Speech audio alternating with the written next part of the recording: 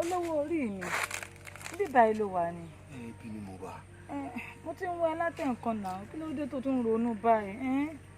Ìbájọ́ ṣe ni. Báwo ni mo ṣe ní ronú? Ìgbà wo ni ọmọ kan ṣẹ̀ṣẹ̀ fọyàn sílẹ̀? Ó sì mọ adúrú gbèsè tá a jẹ lórí ara ẹrù ọmọ. Níbo ló tún fẹ́ kí n máa wá owó ẹrù ọmọ sí? Ó tún ní òtún rí kíní rẹ mọ́.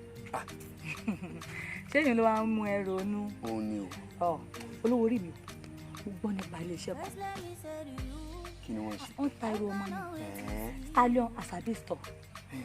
Wàláì àwọn iléeṣẹ́ yẹn wọ́n gbafẹ́ wọ́n yááyì. Má bínú, ṣé ẹrù ọmọ nìkan ni wọ́n ń tà ní? Ẹrù ọmọ nìkan kọ́ o. Kódà wọ́n tún tà débi pé ṣé wọn kò láìka aṣọ àwọn aṣọ báyìí kó máa rà fún mi. Ó dẹ̀ láì kó máa ra àwọn jàlámíà tó máa ń fìtì ní ẹ̀. Gbogbo jàlámíà yẹn náà ń tà. Wọ́n ń ta àwọn aṣọ báyìí, wọ́n ń ta jean, wọ́n ń ta kò sẹ́ni tí ń tẹ́ wọ́n ń ta bàtà.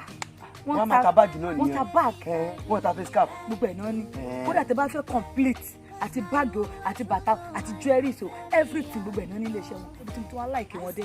Tólówó bá débẹ̀ ara sáìsì tẹ̀. Táwọn mẹ̀kúnnù bá débẹ̀ wà nílé àmàrà sáìsì wa. Kò sí ní wípé mẹ̀kúnnù kan wá débẹ̀ wá ń sunkún jáde sí lọ́rọ̀. Tẹ́ bá tún débẹ̀ gan-an tó súpà ètò wọn á ní cash.